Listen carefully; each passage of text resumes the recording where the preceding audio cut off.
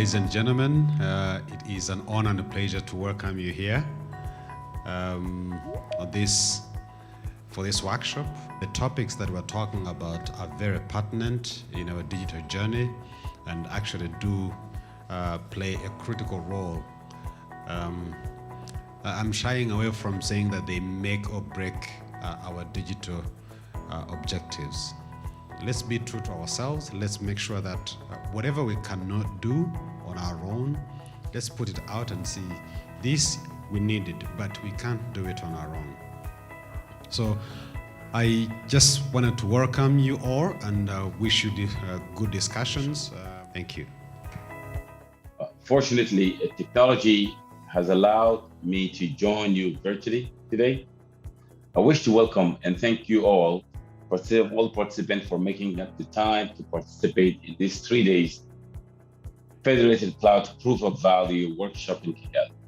Indeed, Rwanda as a Smart Africa member state and also hosting the Secretariat of Smart Africa has always participated and committed to the activities of Smart Africa and has demonstrated as one of the leading and shining examples in the digital transformation agenda of Africa.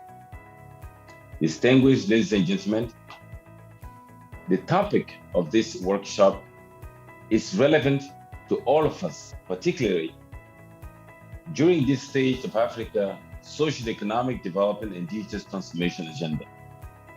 Cloud computing is one of the innovations that has greatly contributed to the digital transformation and innovation globally, including Africa. Either software as a service, platform as a service, infrastructure as a service, the time to market for digital innovation services has greatly been reduced drastically with advance of the cloud computing, thereby accelerating digital transformation in an unprecedented way.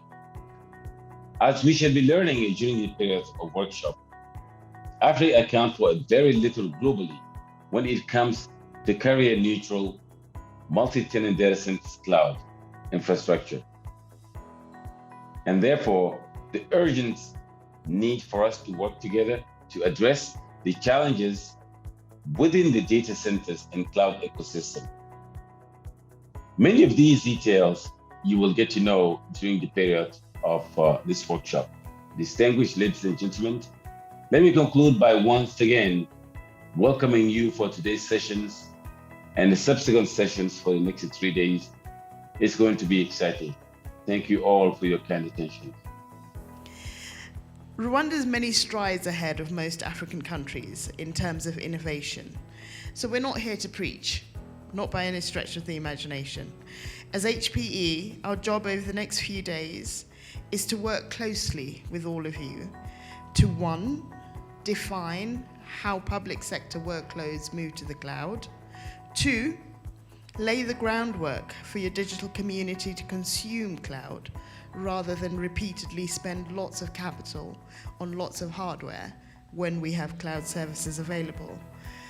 And number three, to keep our workloads and data inside of Rwanda, to keep the data secure and to develop agile policy and regulations to support the hosting of data in Rwanda. And finally, we're going to agree on a capacity building pathway to ensure that all the skills remain in Rwanda and grow.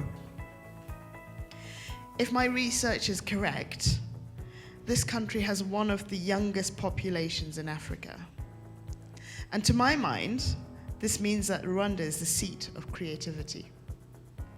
We have the right minds to create cloud business services as a viable export from Rwanda, opening up new pathways to grow and diversify Rwanda's income.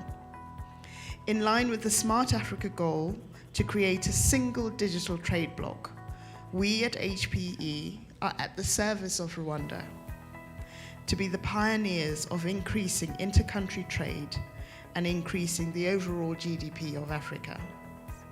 What we're doing here is proving the value to Rwanda, and I think we can do that quite adequately. So even within this period, I think we can bring value to Rwanda and we can start exporting those businesses and services. So if you fail to plan, you plan to fail, right?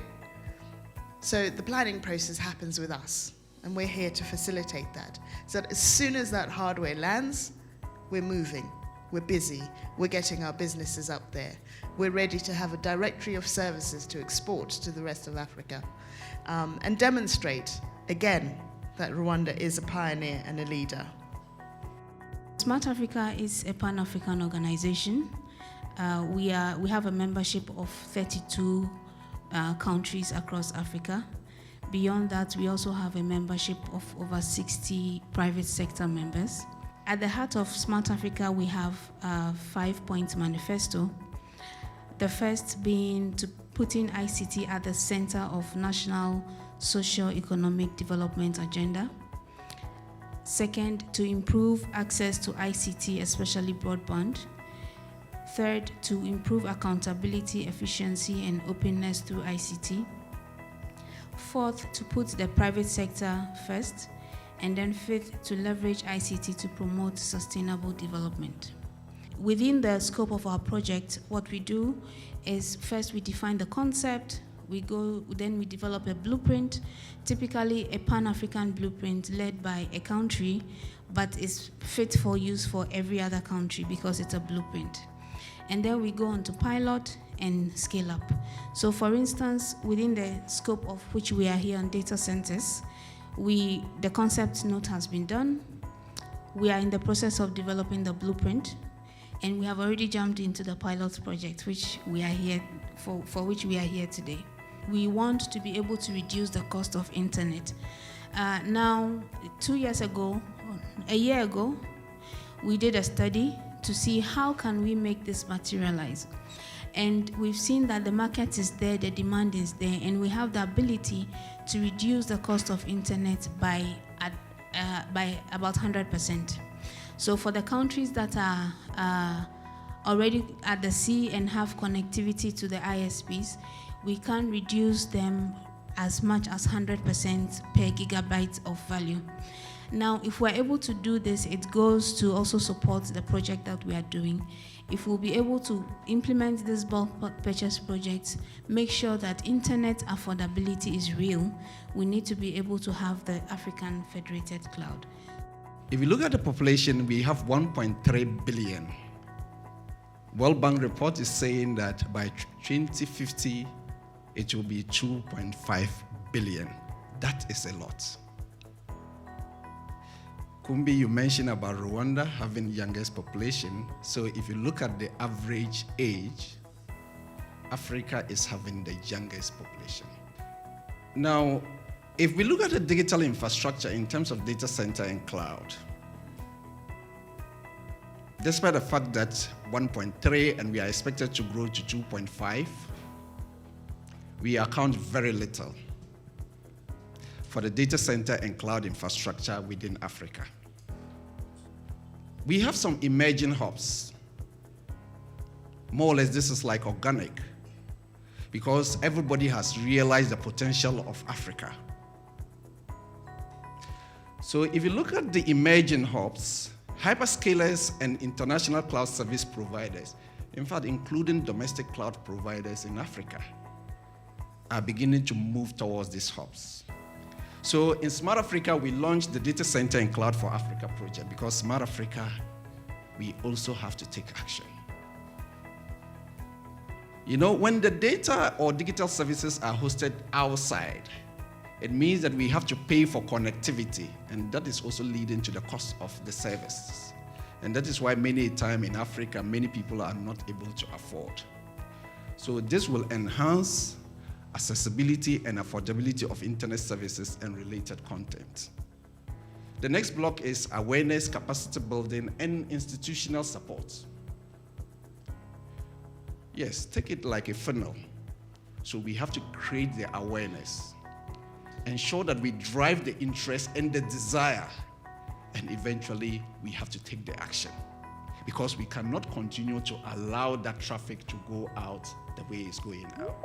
Then the third block is talking about workloads. Again, many a time you will have workloads by our institutions, we have to support them to be able to move their workloads onto cloud.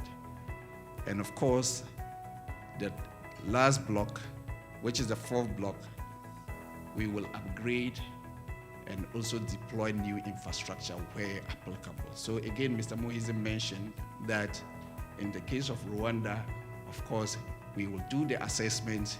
If we have to expand, we expand. If we have to deploy new infrastructure, we deploy new infrastructure, be it cloud infrastructure or data center infrastructure. Because what will then happen is that it will not be Rwanda serving Rwandan people, but Rwanda serving Africa and the rest of the world. Because at the end of the day, we also have to be a place where people can actually host their content.